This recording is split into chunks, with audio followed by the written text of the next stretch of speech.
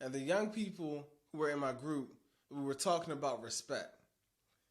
Earlier that day, the teacher had come to me and she said, Dr. McClure, the young boys, they're not showing me the respect that I deserve. I need you to talk to them. And so I'm like, all right, cool. I'll talk to them. I'll have a conversation with them. And so during our group, we're having a conversation. And I'm like, y'all, like, what does respect mean to you? And one of the boys looked at me and said, man, where I'm from, you got to earn respect. I'm not just going to give anybody respect. And each boy said something similar. He said, respect is something that you got to earn.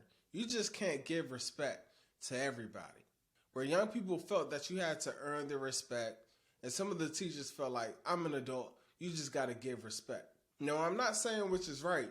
I'm just stating facts of what the young people were saying. And so we had a really solid conversation about respect.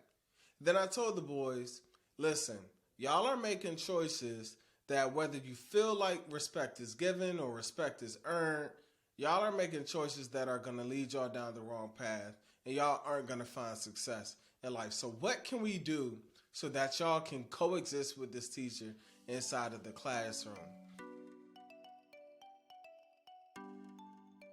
We have been working on so many different skills over the course of our group. And what we came to find is that for these young people, working from a box set curriculum, we were using a curriculum that was actually very solid at the time, but it wasn't translating from our group to the classroom setting.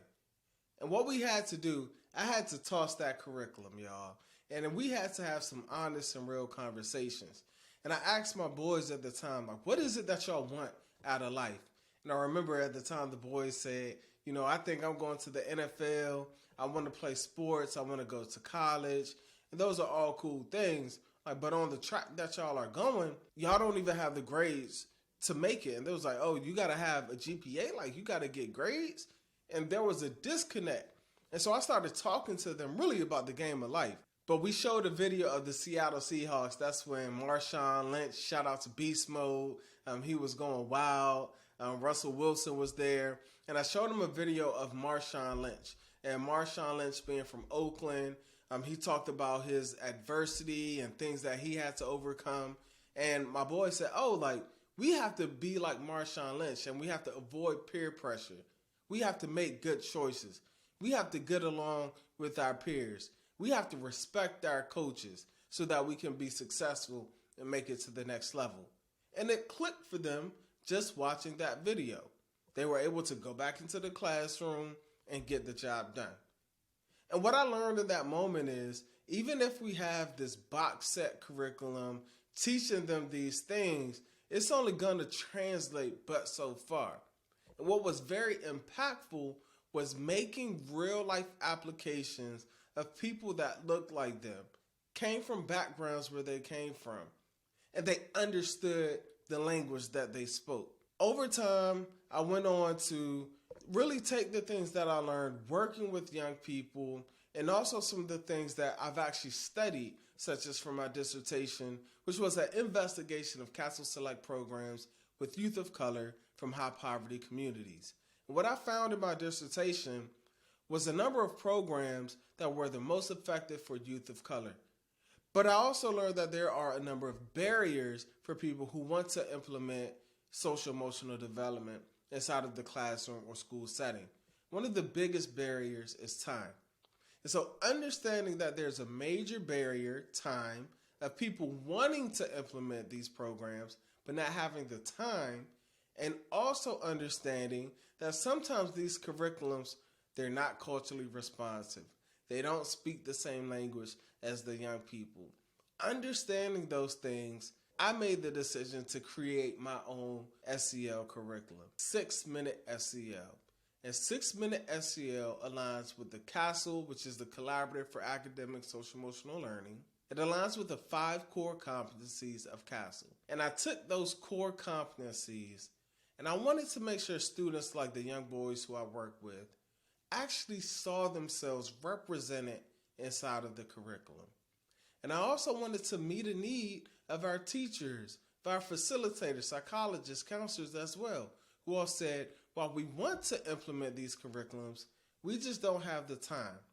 And so I created these very short lessons and created it and packaged it and called it 6-Minute SEL. I put it out to the world and people responded very favorably to it. I reached the point to where I was doing very well with lessons for SEL and 6-Minute SEL. If you watched the last video, you heard me say I got a call.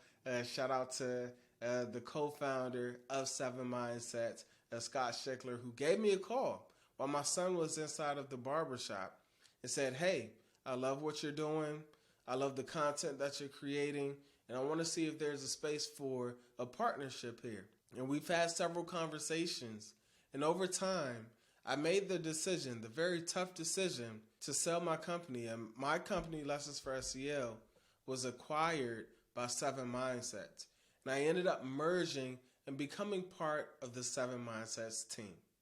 Now, you also have to keep in mind, all of this was happening while I was still working inside of the school system as well. And if you saw my last video, I talked about the tough decision of leaving the public school. And my heart is still inside of the school, y'all. That was super, super tough having to leave.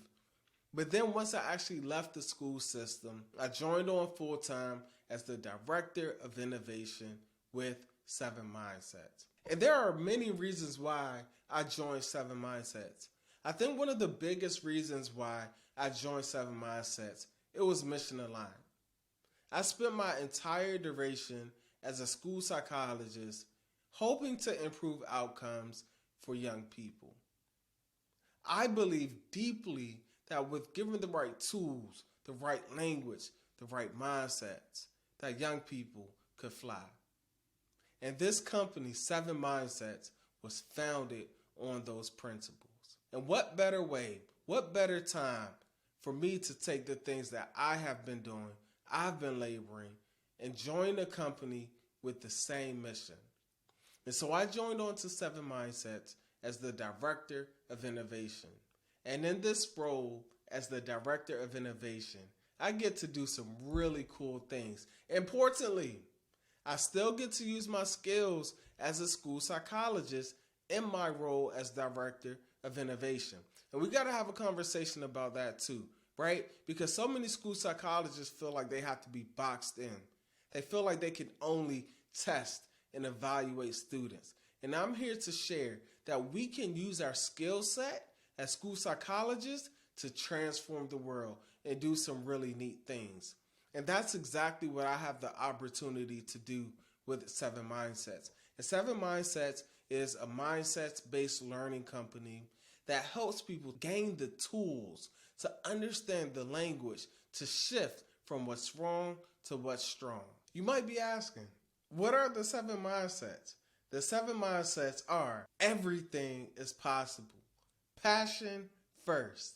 We are connected. 100% accountable, attitude of gratitude, live to give, and the time is now. And these 7 mindsets can really transform a school community. And as the Director of Innovation for 7 Mindsets, here are some things that I do on a day-to-day basis. One of the coolest things that I get to do is to consult with schools and districts across the country. I get to listen in to hear some of the pain points, the challenges, the struggles, but also what's working, what's innovative, what are the solutions that schools are doing to move the needle and improve outcomes for their students.